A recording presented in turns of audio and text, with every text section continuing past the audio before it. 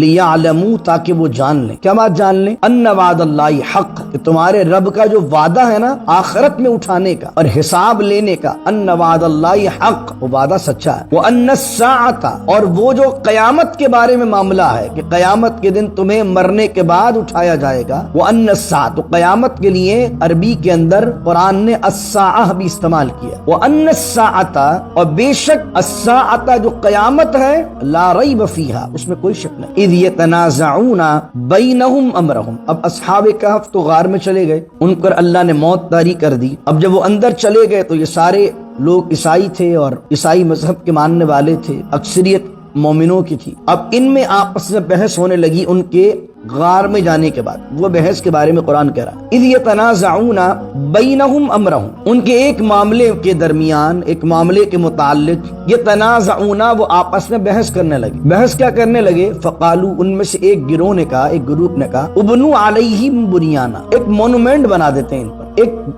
عمارت تعمیر کر دیتے ہیں جو یادگار بن جائے ان اللہ والوں کی، اور تاکہ کیا ہو کہ یادگار بن جائے کہ جناب یہاں اصحاب کہف کی قبریں. ربہم اعلم بہم، اس معاملے کو تمہارا رب زیادہ جانتا ہے. اب ہوا بنا کیا؟ اللہ کہہ رہا قال الذین غلبوا علی امرہم واحلل عقدۃ من لسانی یفقهوا قولی اللہم صل علی سیدنا و مولانا محمد معدن الجود والکرم وآلہ وصحبہ وبارک وسلم. وَكَذَلِكَ بَعَثْنَاهُمْ لِيَتَسَاءَلُوا بَيْنَهُمْ قَالَ قَائِلٌ مِّنْهُمْ كَمْ لَبِثْتُمْ قَالُوا لَبِثْنَا يَوْمًا أَوْ بَعْضَ يَوْمٍ قَالُوا رَبُّكُمْ أَعْلَمُ بِمَا لَبِثْتُمْ فَابْعَثُوا أَحَدَكُمْ بِوَرِقِكُمْ هَٰذِهِ إِلَى الْمَدِينَةِ فَلْيَنظُرْ أَيُّهَا أَزْكَىٰ طَعَامًا فَلْيَأْتِكُمْ بِرِزْقٍ مِّنْهُ وَلْيَتَلَطَّفْ وَلَا يُشْعِرَنَّ بِكُمْ أَحَدًا. صدق اللہ مولانا العظیم. سورہ بنی اسرائیل کے 15ویں رکوع کو ہم تلاوت کر رہے ہیں، سورہ کہف کے، اور ہم سورہ کہف کی آیت نمبر 19 کو آج ہم نے تلاوت کیا ہے. اللہ رب العزت ارشاد فرماتا ہے وَكَذَلِكَ، اور یہ بھی ہماری نشانیوں میں سے اسی طریقے سے ہے کہ بعثناہم، ہم نے اصحاب کہف کو اٹھایا. کتنے عرصے بعد اٹھایا؟ کہیں 300 کی روایت ملتی ہے، کہیں 309 کی روایت ملتی ہے، کہیں 250 کی روایت ملتی ہے. تو یہ حضرت عیسیٰ علیہ السلام کے آسمان پر اٹھائے جانے کے 250 سال بعد سلائے گئے، اور 446 میں جو روایات ملتی ہیں 446 کے اندر یہ واپس اٹھائے گئے. اللہ کہتا ہے لیتساءلوا بینہم، ہم نے اٹھایا انہیں اس لیے کہ یہ آپس میں ایک دوسرے سے سوال کریں. اب سوال کیا کریں؟ قال قائل منہم، کہا ایک کہنے والے نے ان میں سے، کیا کہا؟ کم لبثتم، کہا کہ کتنے عرصے تم یہاں ٹھہرے ہو، اس غار میں کتنے عرصے تم رہے ہو؟ تو کہا قالوا لبثنا یوما او بعض یوم، ان میں سے کچھ نے کہا لبثنا یومن، ہم نے گزارا ہے اس غار میں یا تو ایک دن، او بعض یوم، یا ہم جو ہے وہ ایک دن کا کچھ حصہ رہے، یعنی پورا دن بھی نہیں رہے. تو اب ان لوگوں کو بھوک لگ رہی تھی، کچھ لوگوں کو، انہوں نے کہا قالوا ربکم اعلم بما لبثتم، بھئی اللہ زیادہ جانتا ہے بما لبثتم، اس چیز کو کہ تم میں سے کون یہاں زیادہ ٹھہرا ہے اور کتنا ٹھہرا. اب کرو ایسا کہ فبعثوا احدکم، بھیجو تم کسی میں سے ایک کو. کہاں بھیجو؟ بورقکم ھذا، ورق کہتے ہیں چاندی کے سکے کو جو اس زمانے کے اندر استعمال ہوتے تھے کسی چیز کی سیلنگ اینڈ بائنگ میں. تو کہا کہ فبعثوا احدکم، بھیجو کسی کو، بورقکم ھذا، ان ورق کے ساتھ، ان اوراق کے ساتھ، الی المدینہ، مدینے کی طرف. مدینہ عربی کے اندر شہر کو کہتے ہیں، تو ہم جس کو مدینہ کہتے ہیں وہ ہے مدینۃ النبی، نبی کا شہر، ورنہ صرف مدینہ جو ہے وہ سٹی کو کہتے ہیں. کسی کو چاندی کے سکے دے کر بھیجو. کس لیے بھیجو؟ فَلْيَنْظُرْ أَيُّهَا أَزْكَىٰ طَعَامًا، تاکہ وہ دیکھے، ڈھونڈے اور خریدے کیا چیز؟ أَيُّهَا أَزْكَىٰ طَعَامًا، کہ شہر میں کون سا کھانا سب سے زیادہ پاکیزہ ہے، وہ تمہارے لیے لے کر آئے۔ فَلْيَأْتِكُمْ بِرِزْقٍ مِّنْهُ، اور لائے اس میں سے تمہارے لیے۔ وَلْيَتَلَطَّفْ، لیکن ہوشیاری رکھنا، احتیاط کرنا، نرمی کرنا اور قدم پھونک پھونک کے رکھنا، کہیں ایسا نہ ہو کہ پکڑے جاؤ۔ وَلَا يُشْعِرَنَّ بِكُمْ أَحَدًا، ایسا نہ ہو کہ تم جو ہے کسی کو ہمارے بارے میں خبر کر دو، اپنی اس عادت کی وجہ سے یا بے احتیاطی کی وجہ سے ہمارے بارے میں خبر کر دو۔ اب یہ جو جملہ آیا نا وَلْيَتَلَطَّفْ، یہ وَلْيَتَلَطَّفْ کا جملے پر بحمد اللہ تعالی قرآن کریم حروف کے اعتبار سے نصف ہو جاتا ہے۔ پارے کے اعتبار سے تو الحمدللہ 15 سپارے مکمل ہوں گے تو 30 پارے ہیں، 15 ہوئے تو آدھا ہو گیا۔ لیکن یہ جو قرآن کریم میں ہے جملہ وَلْيَتَلَطَّفْ، آپ جب بھی اس پہ پہنچیں گے تو ایک سائن بنا ہوتا ہے اور ساتھ میں لکھا ہوتا ہے نصف القرآن بعدد الحروف الى حرف التاء من کلمتی وَلْيَتَلَطَّفْ، یعنی کہ وَلْيَتَلَطَّفْ پر جو جملہ ہے، اس جملے میں جو ہے وَلْيَتَا، تو یہ جو وَلْيَتَا کا تا ہے یہ پچھلے والے ہاف میں سے ہے، اور وَلْيَتَلَطَّفْ تو لام جو ہے وہ سیکنڈ ہاف میں شروع ہو گیا، تو اس جملے کے بعد سے الحمدللہ ہم نے سیکنڈ ہاف شروع کر دیا ہے۔ اور وَلْيَتَلَطَّفْ یہ قرآن کریم کا جو نصف ہو رہا ہے، وہ نصف کہاں ہو رہا ہے؟ نرمی کرنا، ہوشیاری رکھنا، احتیاط کرنا، اس کا مطلب یہی ہے۔ کتنا گہرا معنی ہے، اور اللہ نصف وہاں کیا۔ وَلَا يُشْعِرَنَّ، اب اس آیت میں کچھ چیزیں اشارتاً سیکھنے کی ہیں، وہ یہ کہ جب وہ بیدار ہوئے تو ان میں سب سے پہلے یہ گفتگو ہوئی کہ کتنے دیر ٹھہرے، کتنی دیر نہیں ٹھہرے۔ اس کے بعد انہیں بھوک لگی تو وہ مالدار لوگ تھے، بڑے بڑے گھرانوں کے لوگ تھے، اللہ کے لیے انہوں نے اپنی عیش و عشرت والی لائف کو چھوڑی، کچھ پیسے لے کر آئے تھے۔ تو اب ایسے حالت میں بھی انہیں کیا خیال ہے کہ کھانا ہم پاکیزہ کھائیں۔ ایھا ازکا طعامن، ازکا مانے سب سے زیادہ پاکیزہ، کیونکہ جس دوران وہ آئے تھے وہ دوران ان کی قوم شرک کرتی تھی۔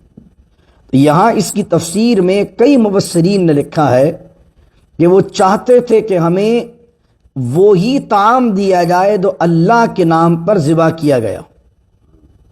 اب آپ دیکھ رہے ہیں یہ تو بیچارے حالت ضرر میں ہیں، ایسے مشکل حالات میں ہیں، کیسی کنڈیشن میں ہیں، پھر بھی انہیں فکر کس چیز کی ہے کہ حلال اور پاکیزہ کھانا ہے۔ اور جو بھیج رہے ہیں اس کو میک شور کروا رہے ہیں کہ دیکھو فَلْيَنْظُرْ أَيُّهَا أَزْكَىٰ طَعَامًا، شہر میں دیکھنا، ڈھونڈنا کہ کون سا کھانا سب سے زیادہ پاکیزہ ہے، کیونکہ یہ بھی جانتے ہیں کہ عبادت کا اور دعا کی قبولیت میں اثر جو ہے وہ کھانے کا بڑا ہوتا ہے۔ ہمارے یہاں ہر ریسٹورنٹ پہ گھس جاتے ہیں لوگ، یہ حلال سائن دیکھا حلال ہے، بھائی دیکھو تو صحیح کہ پکانے والا کون۔ اور ایک بندہ اگر خود مسلمان ہی نہیں آنر تو اس کو کیا حلال اور کیا حرام کی تمیز۔ کم از کم کچھ نہ کچھ تحقیق آپ کی ہونی چاہیے، کچھ نہ کچھ فکر آپ کو ہونی چاہیے کہ پاکیزہ کھانا کہاں مل رہا ہے۔ اور کھانا اتنا اہم ہے کہ یہ بادشاہ ان کے پیچھے پڑا ہے، پوری قوم ان کے خلاف ہے، یہ غار میں موجود ہیں، اب بھی کسی کو کھانا لینے کے لیے بھیج رہے ہیں تو یہ نہیں کہہ رہے بس کھانا لے آؤ، بلکہ باقاعدہ اس کو کہہ رہے ہیں فَلْيَنْظُرْ أَيُّهَا أَزْكَىٰ طَعَامًا، دیکھو دیکھنا شہر میں کون سا کھانا پاکیزہ ہے، کیونکہ رزق کا جو پیٹ میں اترتا ہے اس کا بہت گہرا تعلق ہوتا ہے آپ کی عبادت سے۔ اگر آپ کے پیٹ میں لقمہ حلال نہیں جا رہا ہے، اب لقمہ حلال صرف یہ گوشت نہیں ہے، کمانے کا معاملہ بھی ہے۔ آپ نے جناب ذبیحہ کی بحث تو کر لی لیکن سارا کمائی آپ کی حرام کی ہے۔ کتنے ایسے لوگ ہیں کہ جن کے بزنس سارے حرام کے ہیں اور ان کو زیادہ بحث سوچتی ہے یہ ذبیحہ کی۔ بھائی جو چیز جس چیز سے آپ لے رہے ہیں، جو آپ کا سورس آف انکم ہے، وہ بھی حلال ہونا چاہیے، اور جو چیز لے رہے ہیں وہ بھی حلال ہونا چاہیے۔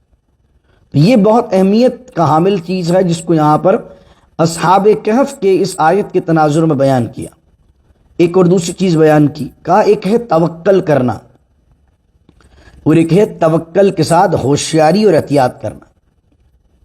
یہ اصحاب کہف تھے، ان سے بڑھ کر کس کا توکل ہوگا؟ لیکن انہوں نے یہ نہیں کہا بس چلے جاؤ بازار میں، بس جا کے اللہ توکل پہ گھس جاؤ، نہیں، جانے سے پہلے جانے والے کو نصیحت کی، ولیتلطف۔ کہیں یہ حلال والا معاملہ ڈھونڈنے کے چکر میں بحث مباحثے میں مت لگ جانا، کہ اگر تم نے کسی جگہ یہ لڑائی کر لی تو لوگوں کو اگر پتہ چل گیا کہ یار یہ بندہ کون ہے اور تم پکڑ میں آ گئے تو بڑا مسئلہ ہو جائے۔ ولیتلطف، یہاں پر قرآن آدھا ہو رہا ہے، نصف ہو رہا ہے، کہاں نرمی کرنا، احتیاط کرنا، ہوشیاری کرنا، اور ہوشیاری سے کام نکال کے آ جاؤ۔ تو کیا پتہ لگا؟ بے وقوف چیز جو ہوتی ہے، بے وقوف بن جانا اور کم عقل ہونا توکل کا نام نہیں ہے۔ توکل یہ ہے کہ آدمی عقل کو بھی استعمال کرے، احتیاط کو بھی استعمال کرے، ہوشیاری بھی دکھائے اور ساتھ ساتھ اللہ پر توکل بھی کرے۔ بے وقوفی کرنا اور یہ کہنا مجھے تو اللہ پر بھروسہ، آپ بلڈنگ سے کود جانا اور کہنا کہ مجھے تو اللہ پر توکل ہے۔ تو وَلْيَتَلَطَّفْ وَلَا يُشْعِرَنَّ بِكُمْ أَحَدًا۔ اس کے بعد فرمایا اِنَّهُمْ إِن يَظْهَرُوا عَلَيْكُمْ، دیکھو اگر انہوں نے تم پر غلبہ پا لیا، اگر تم پکڑ میں آ گئے، یرجموکم، یا تو وہ تمہیں رجم کر دیں گے۔ رجم سے مراد اتنے پتھر ماریں گے پورے میدان میں کھڑا کر کے کہ تم مر جاؤ گے۔ او یعیدوکم فی ملتہم، یا تمہیں ایک آپشن دیں گے وہ کہ او یعیدوکم فی ملتہم، یا وہ تمہیں اپنے طریقے، اپنی ملت میں، اپنے دین کی طرف لوٹا لیں گے۔ اور اگر تم اس دین کو چھوڑ کر بت پرستی میں مبتلا ہوئے تو کہنے لگے ولن تفلحوا اذن ابدا، تو تم کبھی بھی ہرگز کامیاب نہیں ہو پاؤ گے اگر تم نے اس توحید کو چھوڑ کر، اسلام کو چھوڑ کر کسی اور بت پرستی کو اختیار کیا۔ اب باقی واقعہ تفسیر میں ہے، یہاں ڈائریکٹلی اس بات کی جا رہی ہے اگلی آیت میں کہ لوگوں کو پتہ چل گیا کہ یہ آنے والا جو کھانا لینے آیا ہے یہ وہ شخص ہے جو 250-300 سال پہلے کچھ اللہ والے جو ہے وہ ایک غار میں پناہ لینے کے لیے گئے تھے۔ وہ میں کل بیان کر چکا، جب یہ بازار گئے انہوں نے چاندی کا سکہ پیش کیا تو وہ 200-250 سال پرانا تھا۔ بندہ سمجھا کہ کوئی پرانا خزانہ ان کے ہاتھ لگ گیا ہے، اس نے کمپلین کر دی بادشاہ کو۔ اور اس زمانے کے اندر 250-300 سال پہلے تو ڈی سی ایس بادشاہ تھا جو بت پرست تھا، پوری قوم بت پرست تھی، لیکن ان کے غار میں جانے کے بعد کچھ عیسائی مبلغین نے بڑی ذوفشانی کے ساتھ کام کیا، جس کی وجہ سے حکومت بھی عیسائیت کو قبول کر لیا اور اس کے علاوہ قوم نے بھی عیسائیت کو قبول کر لیا۔ اب بادشاہ کو جب یہ پتہ چلا تو بادشاہ اپنے سپاہیوں کے ساتھ آیا اور ان سے سارا معاملہ پوچھا۔ جو صاحب گئے تھے لینے کے لیے گوشت، کھانا وغیرہ لینے کے لیے گئے تھے، انہوں نے سارا ماجرا بیان کر دیا۔ تو اس زمانے کے اندر مفسرین لکھتے ہیں ایک فتنہ بڑا زور و شور پر تھا، وہ تھا آخرت کا انکار، مرنے کے بعد اٹھائے جانے پر شک کا معاملہ۔ تو بادشاہ بڑا نیک آدمی تھا، وہ اللہ سے دعا کرتا تھا کہ اللہ رب العزت کوئی ایسی نشانی کا ظہور کر دے جس سے میری قوم اس بات پر متردد اور متشکک نہ رہے کہ مرنے کے بعد بھی اٹھایا جانا۔ اور ہوا یہ کہ جب انہوں نے یہ معاملہ بیان کیا تو یہ بادشاہ اپنے سپاہیوں کے ساتھ اور قوم کے ساتھ جو ہے وہ جو کھانا لینے آئے تھے اصحاب کہف میں سے ایک صاحب، ان کے ساتھ غار کی طرف گئے اور غار کے اندر جانے سے پہلے ان صاحب نے کہا بھائی آپ سب باہر ٹھہریے، سب ایک ساتھ اندر جائیں گے تو ہو سکتا ہے وہ اندر کے لوگ گھبرا جائیں، تو مجھے اکیلا اندر جانے دیجئے۔ وہ اندر گئے، جا کر انہوں نے خبر دی کہ بحمداللہ تعالی اللہ نے کئی سو سال بعد ہمیں اٹھایا ہے اور ہمیں نشانی بنایا ہے لوگوں کے لیے۔ اللہ نے کہا نا ذالک من آیات اللہ، یہ اللہ کی نشانیوں میں سے نشانی ہے۔ وہ سب باہر آئے، سب کو السلام علیکم کہا، سب کو بتایا کہ ہم کہاں کے لوگ ہیں۔ اس کے بعد دوبارہ غار کے اندر گئے اور اللہ رب العزت نے حقیقی موت ان پر طاری کر دی۔ اس کے بارے میں قرآن کہہ رہا وَكَذَلِكَ أَعْثَرْنَا عَلَيْهِمْ، اور یہ بھی ہماری نشانیوں میں سے اسی طرح ہے کہ آثرنا علیہم، کہ ہم نے لوگوں کو اس بات پر باخبر کر دیا، ہم نے لوگوں کو ان کے بارے میں باخبر کر دیا، یعنی بازار میں آنے کے بعد اس سارے واقعے کے بعد ہم نے باخبر کر دیا۔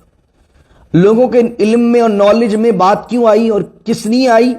اللہ کہہ رہا اس لیے لیعلموا، تاکہ وہ جان لیں۔ کیا بات جان لیں؟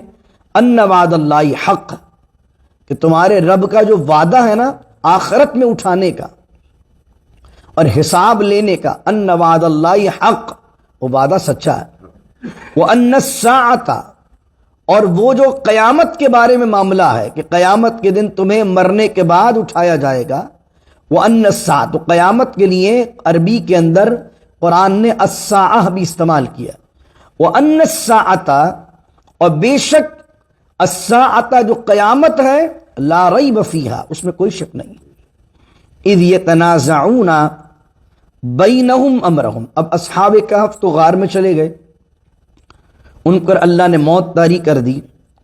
اب جب وہ اندر چلے گئے تو یہ سارے لوگ عیسائی تھے اور عیسائی مذہب کے ماننے والے تھے، اکثریت مومنوں کی تھی۔ اب ان میں آپس میں بحث ہونے لگی ان کے غار میں جانے کے بعد، وہ بحث کے بارے میں قرآن کہہ رہا ہے۔ اذ یتنازعون بینہم امرہم، ان کے ایک معاملے کے درمیان، ایک معاملے کے متعلق، یتنازعون، وہ آپس میں بحث کرنے لگے۔ بحث کیا کرنے لگے؟ فقالو، ان میں سے ایک گروہ نے کہا، ایک گروپ نے کہا، ابنو علیہم بنیانا، ایک مونومنٹ بنا دیتے ہیں ان پر، ایک عمارت تعمیر کر دیتے ہیں جو یادگار بن جائے ان اللہ والوں کے لیے۔ فقالوا ابنوا علیہم بنیانا، ابنو مانے بنا دیتے، ابنو مانے بنا دیتے ہیں، علیہم ان پر، بنیانا، بنیان کہتے ہیں عمارت کو، ایک بہت بڑی عمارت شاندار سی بنا دیتے ہیں، اور تاکہ کیا ہو کہ یادگار بن جائے کہ جناب یہاں اصحاب کہف کی قبریں۔ ربہم اعلم بہم، اس معاملے کو تمہارا رب زیادہ جانتا ہے۔ اب ہوا بنا کیا؟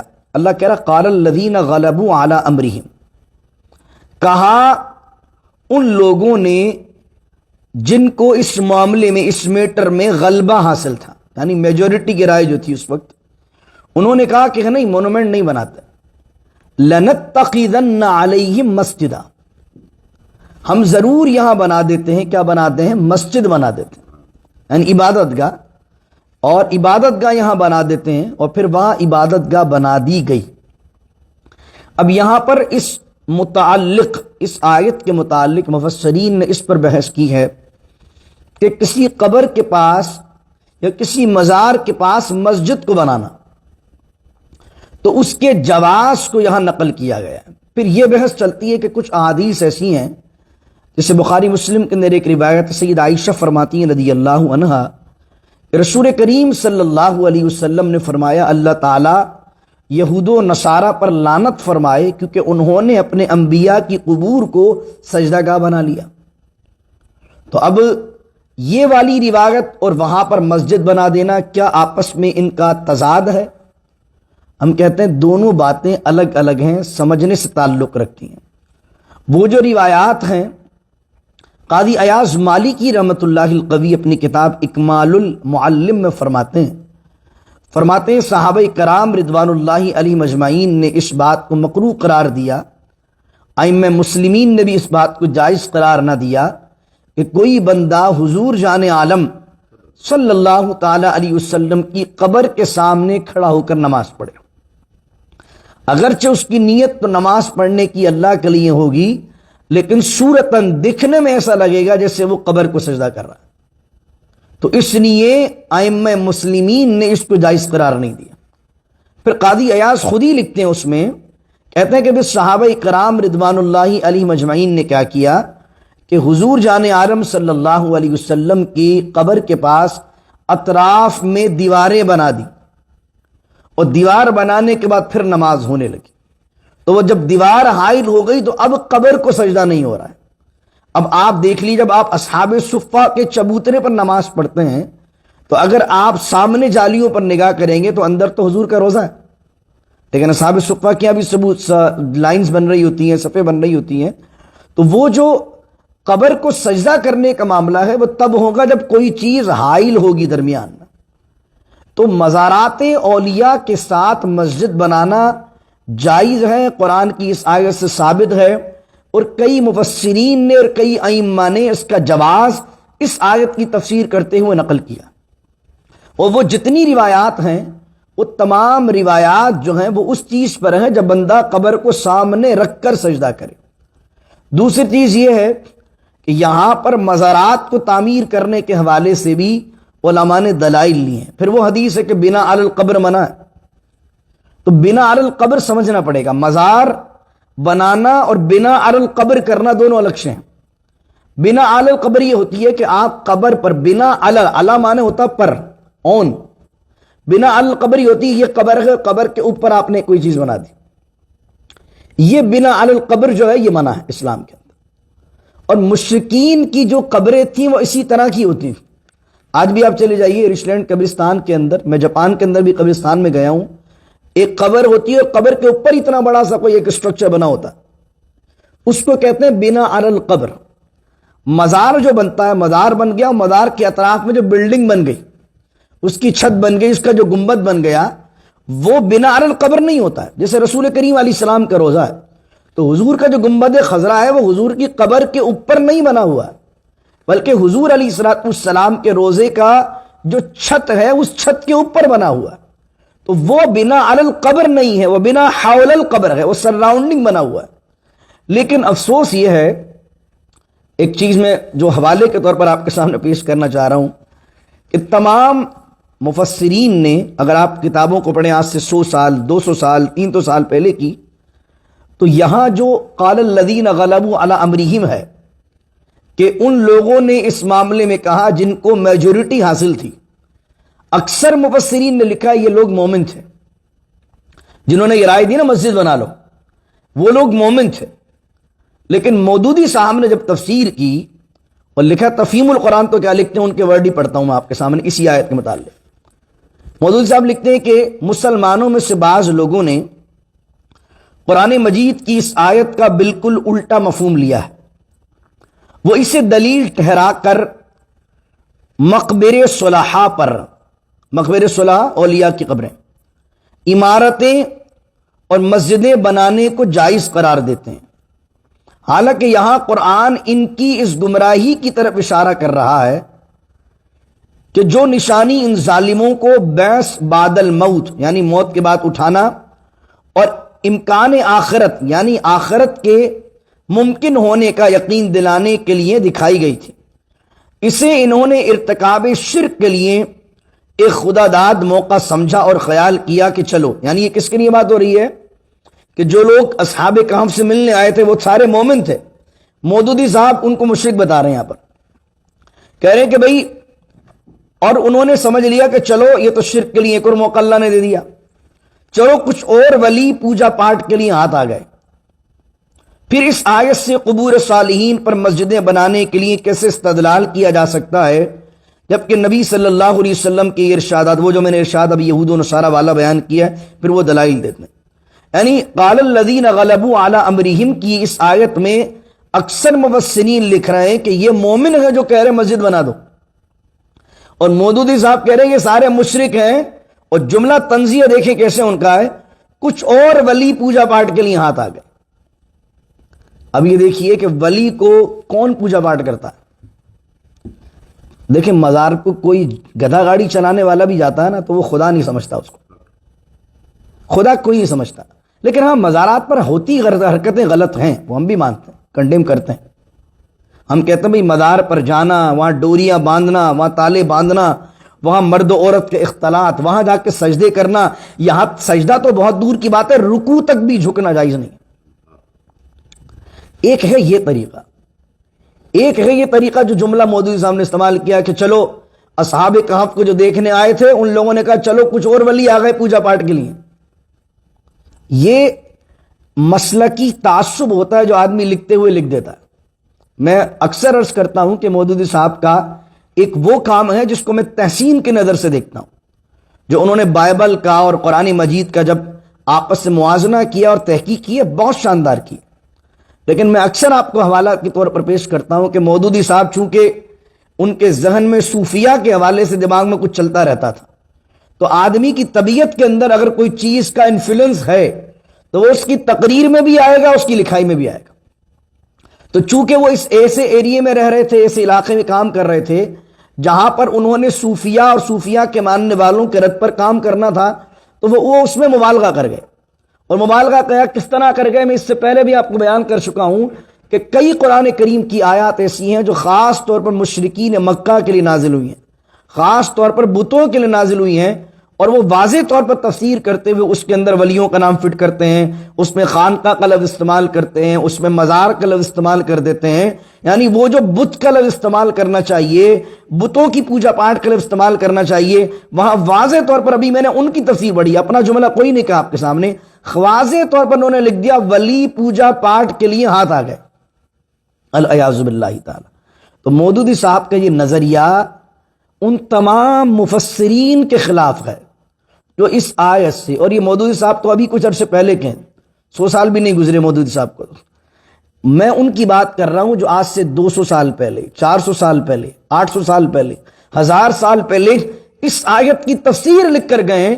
وہ کہتے ہیں قال الذین غلبوا علی امرہم، ان لوگوں نے کہا جن کو اس معاملے میں میجورٹی حاصل تھی، وہ کہتے ہیں وہ کون لوگ تھے؟ وہ سارے مومن تھے جو یہ کہہ رہے تھے مونومنٹ نہیں بناتے، اللہ کے اولیاء ان کے پاس مسجد بنا دیتے تاکہ لوگ نماز پڑھنے آئیں گے تو ان کی قبر کو بھی یاد رکھیں گے، تو اس لیے مزارات کے پاس مسجد بنانا۔ لیکن ایک بات یاد رکھیے، کسی بھی مسجد میں نماز پڑھنا یا کسی مزار والی مسجد میں نماز پڑھنا ثواب ایک ہی ہے۔ آپ یہ نہیں کہہ سکتے یہ والی مسجد میں جاؤں گا تو زیادہ ثواب ملے گا اور یہ والی مسجد میں۔ ثواب کے متعلق حضور نے فرمایا کہ 3 مسجدیں ہیں جن کے اندر ثواب کے اندر بڑھوتی ہے، وہ کیا ہے؟ مسجد الحرام، مسجد نبوی اور مسجد اقصی، یہ 3 مسجدیں۔ اس کے علاوہ دنیا کی کسی بھی مسجد میں نماز پڑھیے، ثواب آپ کو برابر ملے گا۔ اس کے علاوہ جب آپ نماز پڑھ رہے ہوں تو نماز پڑھتے ہوئے آپ کو قبر والے کی اس وقت نماز کے دوران نہ تعظیم کی نیت کرنی ہے نہ قرب کی نیت کرنی ہے، کیونکہ نماز ہوتی ہے اللہ کے قرب کے لیے۔ تو نماز کے دوران کبھی یہ نہ سمجھیے کہ میں اس نماز کے اندر کیونکہ فلاں ولی کی مدار کے پاس نماز پڑھ رہا ہوں تو ان کے لیے تھوڑا سا اور تعظیم میں جھک جاؤں، نماز میں نہیں ہو سکتا۔ اور آپ یہ سوچیں کیونکہ میں ان کے مدار کی مسجد میں آ کے نماز پڑھ رہا ہوں تو میں اس آج ظہر کی نماز جو میں پڑھ رہا ہوں اس ظہر کے اندر مجھے ان سے قرب مل جائے گا اس نماز کی وجہ سے۔ تو نماز میں اللہ سے قرب حاصل کرنے کی نیت ہوتی ہے۔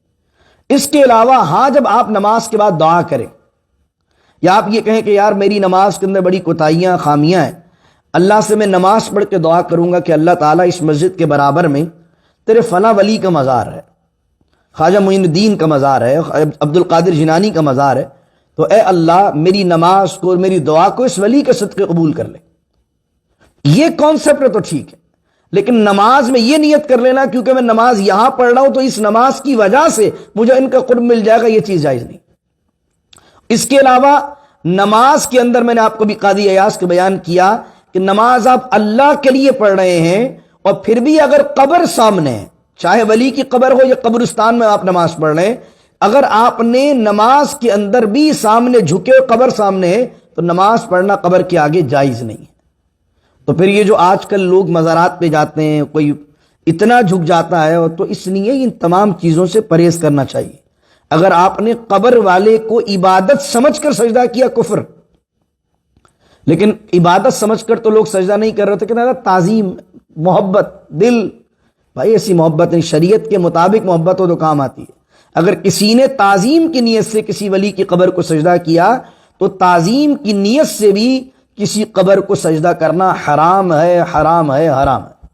اعلیٰ حضرت نے تو لکھا کہ سجدہ دور کی بات ہے، رکوع جیسی حالت بھی نہیں ہونا چاہیے، الیاذ باللہ تعالی۔ آخری آیت، سیقولون ثلاثۃ رابعہم کلبہم، ان قریب یہ کہیں گے کہ یہ 3 تھے اصحاب کہف، رابعہم کلبہم، اور چوتھا ان کا کتا تھا، ویقولون خمسۃ، اور وہ کہیں گے کہ وہ 5 تھے، سادسہم کلبہم، چھٹا ان کا کتا تھا، رجمم بالغیب، بس بے دیکھے اندازے میں تکے لگا رہے ہیں، ویقولون سبعۃ وثامنہم کلبہم، اور پھر وہ کہیں گے کہ وہ 7 تھے اور 8واں ان کا کتا تھا، قُلْ رَبِّي أَعْلَمُ بِعِدَّتِهِمْ مَا يَعْلَمُهُمْ إِلَّا قَلِيلٌ، آپ کہیے میرا رب زیادہ جانتا ہے، خوب جانتا ہے ان کی تعداد کو، ما يعلمهم نہیں جانتے وہ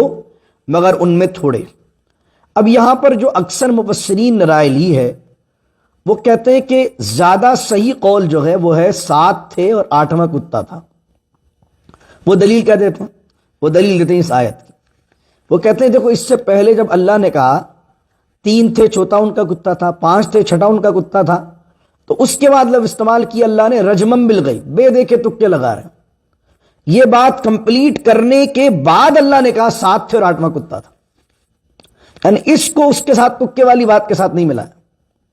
تو اس لیے کہہ رہے ہیں کیونکہ اس بات کو زور دے کر الگ سے بیان کیا ہے، تکے والی بات کے ساتھ بیان نہیں کیا ہے، تو اس لیے قول یہ ہے کہ 7 و ثامنہم زیادہ صحیح قول۔ اور جو گبن کی وہ جو ملتی ہے رومنز کے فالز پر، میں نے کل بتائی تھی کتاب، اس میں بھی لکھا ہوا ہے 7 سلیپرز۔ اس کے علاوہ ایک اور دلیل دیتے ہیں۔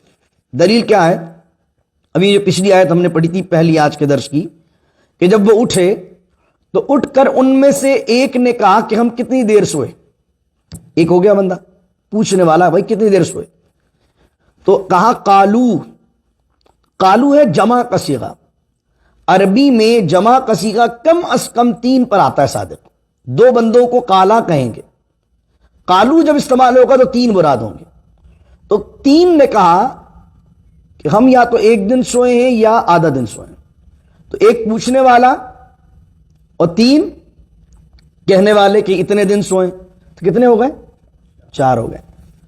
اب قالو، اب 3 اور نے کہا، قالو پھر 3 پر آ گیا کہ بھائی چھوڑو، اللہ جانتا ہے، زیادہ کھانے کی تیاری کرو۔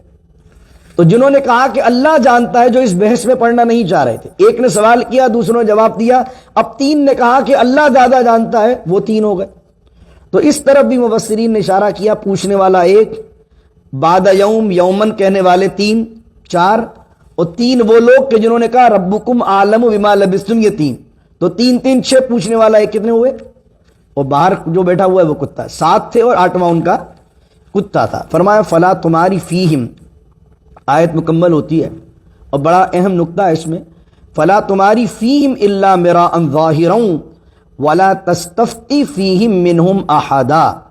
تو اے حبیب آپ اس بحث میں نہ پڑیے کہ وہ کتنے تھے، الا مراء ظاہرا، مگر یہ کہ سرسری طور پر اگر کوئی بات کرنے آپ سے آ جاتا ہے تو آپ گفتگو کر لیجئے، لیکن ڈیپلی بحث و مباحث میں نہ پڑیے۔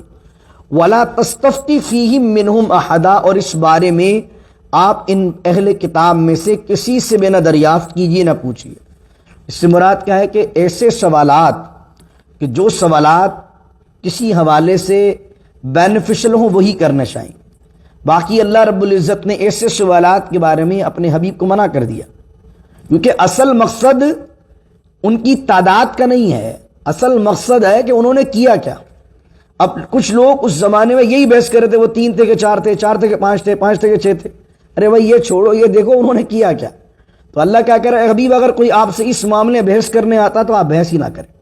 تو اس طریقے سے بہت سی مرتبہ کچھ لوگوں کو سیدھے سیدھے جو ہے وہ نماز کے مسئلے نہیں آتے، نماز پڑھنا نہیں آتی، اور اس طرح کے سوال آئیں گے، بتائیے ایک گائے ہے جس کی 2 آنکھیں ہیں، ایک آنکھ اس کی یہاں بنی ہے، بتاؤ کیا؟ بھائی اس سوال کا فائدہ کیا ہے؟ جیسے ایک صاحب بیٹھے ہوئے تھے، بہت سارے لوگ، ایک بڑا لطیفہ، بہت مشہور لطیفہ ہے کہ ایک صاحب بیٹھے تھے خاموشی سے، ایک عالم صاحب سوالات کے جوابات دے رہے تھے، تو انہوں نے کہا بیٹا تم بھی کچھ پوچھ لو، سبھی پوچھ رہے، تو اس نے کہا حضرت اگر آپ کہہ ہی رہے تو میں اتنی دیر سے ایک بات سوچ رہا ہوں، وہ یہ کہ میں سوچ رہا ہوں کہ ہم جو ہے وہ فجر پڑھتے ہیں تب جب تاکہ سورج طلوع ہوتا، کسی دن سورج ہی طلوع نہ ہو تو انہوں نے کہا بیٹا پھر خاموشی سے بیٹھ کے سونا کرو، آپ سوال نہ کیا کرو، ٹھیک ہے۔ تو کچھ لوگ ہوتے ہیں جن کو سوال کرنے کی جو ہے نا وہ بیماری ہوتی ہے۔ اچھا کچھ سوال ہوتے ہیں جو علم کے لیے نہیں ہوتے، بعض اوقات کچھ گروپس میں دیکھتا ہوں، ہماری طرف بھی کچھ طرح کے سوال آتے ہیں، ان کو سوال کرنے کی بیماری ہے، ایسے ایسے سوال ڈھونڈ کے لائیں گے، آدمی کہے گا کہ یہ کیسے سوال کر رہے ہیں، یعنی اس سوال کا کوئی تعلق دین اور شریعت سے بن نہیں رہا ہوتا، لیکن وہ پورے گروپ کو یا سامنے والے پر یہ ظاہر کرنا چاہتے ہیں دیکھو میں کتنا ڈیپلی اسلام کو فالو کرتا ہوں۔ اللہ اکبر۔ عبداللہ بن عمر سے ایک شخص نے سوال کیا، آپ طواف کعبہ کر رہے تھے تو کسی نے عراقی نے آ کر، کوفے والوں نے آ کر کہا کہ حضور اگر احرام پر مچھر کا خون لگ جائے تو احرام پاک رہتا ہے کہ نہیں رہتا؟ عبداللہ بن عمر نے کہا تمہارا تعلق کہاں سے؟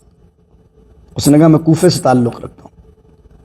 آپ نے فرمایا کوفے والوں، کربلا میں امام حسین کو شہید کر دیا گیا، وہاں پر پورے خاندان رسول کو شہید کر دیا گیا، اور تمہیں اس وقت کوئی خیال نہیں آیا، اور اب تجھے یہ خیال آ رہا ہے کہ مچھر کا خون لگ جائے تو احرام پاک رہے گا کہ ناپاک رہے گا؟ تو بعض اوقات کیا ہوتا ہے کہ آدمی زندگی میں بڑے بڑے مگرمچھ کھا جاتا ہے، اور چھوٹے چھوٹی باتوں پہ ایسے چل رہا ہوتا ہے، یار یہ ہوا کہ نہیں ہوا، یہ داڑھی اتنی ہے کہ نہیں ہے، وہ پائچہ اوپر ہے کہ نہیں، اور ویسے دنیا کے معاملات میں درجنوں کے ساتھ زیادتی کر دی ہوگی اس نے، اور ان چھوٹی چھوٹی باتوں کے اندر بحث و مباحثے میں لگے ہوں گے۔ تو اس لیے جو چیزیں دین سے متعلق ہیں، جس میں آپ کا دین کا یا دنیا کا فائدہ ہے، وہ پوچھئے، فضول بحث و مباحثے کے اندر اپنا وقت برباد نہ کیجئے۔ آخری بات کرتا ہوں، دیکھیں اس کتے کی اتنی اہمیت ہے کہ بار بار قرآن میں اس کتے کا ذکر ہے۔ میں نے کل بھی کہا تھا کیونکہ وہ ولیوں کا کتا ہے، 3 تھے تو چوتھا ان کا کتا تھا، 4 تھے تو 5واں ان کا کتا تھا، 5 تھے تو 6واں ان کا کتا تھا، 7 تھے تو 8واں ان کا کتا تھا، یعنی بار بار کتے کو کہیں بھی الگ نہیں کیا جا رہا کیونکہ ولیوں کا کتا ہے۔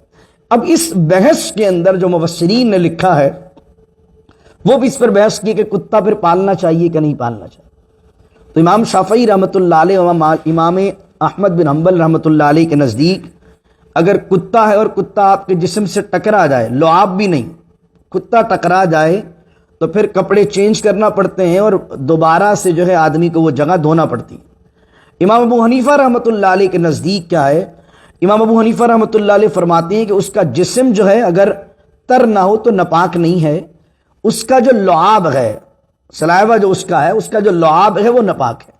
تو اگر وہ لکھ کر رہا ہے آ کے آپ کے پاؤں پر، آپ کے جوتے پر، آپ کے کپڑوں پر، آپ کی پینٹ پر لکھ کر دیا، یا آپ جہاں پر ہیں اور وہاں پر وہ لکھ کر رہا ہے، تو جہاں جہاں اس نے لکھ کیا ہے وہ جگہ ناپاک ہو گئی۔ تو اس لیے اگر کسی نے لکھ کیا تو وہ آ کر نماز نہیں پڑھ سکتا ان کپڑوں میں۔ اور اس لیے حضور علیہ السلام کی ایک حدیث ملتی ہے بخاری شریف کے اندر، فرمایا وہ برتن تمہارا جس کے اندر اگر لکھ کر دے کتا تو عام برتن کو آپ دھوئیں گے 3 دفعہ، جو کتا جس کو لکھ کرے گا رسول اللہ صلی اللہ علیہ وسلم نے فرمایا اس کو دھو 7 مرتبہ، اور پہلی مرتبہ اس کو دھو مٹی سے۔ تو اس لیے امام ابو حنیفہ رحمۃ اللہ علیہ کے نزدیک جو ہے وہ اس کا لعاب جو ہے، اور اس کے علاوہ اور بھی سلفی جو گزرے، امر تیمیہ، ابن قیم وغیرہ، ان کا بھی نظریہ یہ رہا کہ اس کا لعاب جو ہے وہ ناپاک ہے۔ اس کے علاوہ امام مالک رحمۃ اللہ علیہ کا جو موقف ہے، اور ابن عبد البر مالکی رحمۃ اللہ علیہ اس کے علاوہ جو ہیں وہ اس کے لعاب کو بھی ناپاک نہیں کہتے، وہ اس کو ناپاک نہیں کہتے، وہ کہتے ہیں کہ ناپسندیدہ ہے، یعنی کہ بہت سی چیزیں ایسی ہوتی ہیں کہ جو ناپسندیدہ ہوتی ہیں لیکن ضروری نہیں ہے کہ وہ پاک اور ناپاک، ان کے ایک الگ دلائل ہیں، کیونکہ میرا موضوع وہ نہیں ہے، میں ورنہ تو ڈیٹیل کافی ہو جائے گی، 1 گھنٹے کا لیکچر ہم اس پہ دے سکتے ہیں کہ وہ کیا ان کے دلائل ہیں۔ تو امام مالک کا موقف یہ ہے کہ وہ ناپاک نہیں ہے، شافعی اور حنبلی موقف یہ ہے کہ وہ جو ہے وہ اس کے تو جسم بھی اگر چھو جائے تو آپ کو جو ہے وہ کپڑے چینج کرنے ہیں۔ امام ابو حنیفہ کا موقف یہ ہے کہ اس کا صرف لعاب ناجائز ہے۔ اب اس کے پالنے کے متعلق انہوں نے کہا کہ بھئی اصحاب کہف کے پاس بھی کتا تھا، اللہ کے ولی تھے، تو کتا پالنا جائز ہے کہ نہیں جائز ہے؟ تو فرمایا کہ یہ ایک تو شریعت عیسیٰ کی بات ہے، شریعت عیسیٰ علیہ السلام کی بات ہے۔ دوسری چیز یہ کہ اصحاب کہف کا کتا اللہ نے ان کی حفاظت کے لیے رکھا، تو کتے کو رکھنے کی 3 وجوہات ہیں، اگر وہ ہیں تو جائز ہے، اس کے علاوہ ناجائز ہے۔ وہ کیا ہے؟ ایک تو ہے شکار کے لیے، آپ کو یاد ہو سورہ مائدہ کے اندر ہم نے پڑھا تھا کہ شکار کے لیے وہ کتا جو ویل ٹرین کتا ہو، جہاں پر آیا تھا مکلبین تعلمونہن مما علمکم اللہ، مکلبین وہ کتے جن کو تم نے سکھایا ہوا ہو وہ علم جو اللہ نے تمہیں عطا کیا۔ تو اگر کوئی ایسا کتا ہے اور جو بندہ ہنٹنگ کرتا ہے اور ہنٹنگ کرتا ہے اس کتوں کے ذریعے، تو اس کے کتا پلنا جائز ہے۔ ایگریکلچر بنیادوں پر کتا رکھا ہوا، تو ایگریکلچر بنیادوں پر جیسے بعض اوقات زمین پر، ایگریکلچر زمین پر کوئی دوسرے جانور نہ آئے تو کتا رکھ لیا جاتا ہے، وہ بھی جائز ہے۔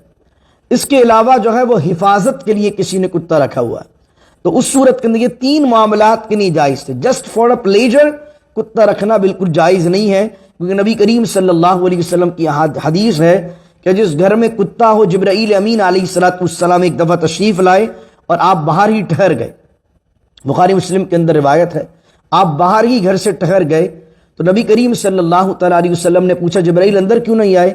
کہ یا رسول اللہ صلی اللہ علیہ وسلم اندر ایک کتا ہے۔ حضور علیہ السلام جب گئے تو چارپائی کے نیچے ایک کتے کا بچہ موجود تھا جس کو نبی کریم علیہ السلام نے باہر کیا اور جبرائیل آئے۔ امام مالک رحمۃ اللہ علیہ اور ان کے مقلدین فرماتے ہیں کہ یہ حضور علیہ السلام کا اور جبرائیل کا خاصہ ہے، عام لوگوں کے لیے نہیں ہے۔ لیکن میجورٹی آف موقف کیا ہے؟ میجورٹی کا موقف یہ ہے کہ کتے پالنا ان 3 وجوہات کے علاوہ جائز نہیں ہے۔ چوتھی وجہ جو ایک وجہ ہے، آج کل کچھ سائیکولوجیکل وے جو ہے کہ بعض اوقات کچھ کتے تھراپی کے لیے استعمال کیے جاتے ہیں۔ آج امریکہ کے اندر اگر آپ دیکھیں تو ماڈرن سائنس میں کتوں کا اپنے ساتھ رکھنا بعض اوقات مینٹلی لیول پر سائیکولوجیکل وے، جو سائیکیٹرسٹ ہوتے ہیں وہ کہتے ہیں فلاں فلاں کتے کو اپنے ساتھ رکھو۔ تو اگر کسی کو ڈاکٹر پرسکرائب کر دیں کہ بھئی اس کا کچھ مینٹل ایشو ہے اور اس کا کوئی سائیکولوجیکل مسئلہ ہے اور اس کو کتا رکھنا اس کے لیے ضروری ہے، تو یہ کتا رکھنا اس کے لیے حاجت میں آ جائے گا۔ جب اس کی حاجت میں آ جائے گا تو وہ بندہ کتا رکھ سکتا ہے، وہ یہ بھی ایکسیپشنل کیس ہو جائے گا، اس طرح جو میں نے 3 آپ کے سامنے بیان کی۔ ان 4 چیزوں کے علاوہ جسٹ فار دا پلینگ، بچوں کے لیے بچہ ضد کر رہا ہے تو میجورٹی مالکیہ کا موقف ہے کہ رکھ سکتے ہیں، لیکن میجورٹی کا، شافعیوں کا، حنبلیوں کا، حنفیوں کا اور تمام میجورٹی آف علماء کا موقف یہ ہے کہ کتے پالنا گھر کے اندر ان 4 چیزوں کے علاوہ جائز نہیں ہے۔ دعا کیجئے اللہ رب العزت سے اللہ تعالیٰ عمل کی توفیق عطا فرمائے۔ بسم اللہ الرحمن الرحیم، الحمدللہ رب العالمین والصلاة والسلام علی اشرف الانبیاء والمرسلین۔ ربنا ظلمنا انفسنا وان لم تغفر لنا وترحمنا لنكونن من الخاسرین۔ رب اجعلنی مقیم الصلاة ومن ذریتی ربنا وتقبل دعاء۔ ربنا اغفر لی ولوالدی وللمؤمنین یوم یقوم الحساب۔ وصلی اللہ تعالی علی خیر خلقہ محمد وعلى آلہ وصحبہ اجمعین برحمتک یا ارحم الراحمین۔ لا الہ الا اللہ محمد الرسول اللہ صلی اللہ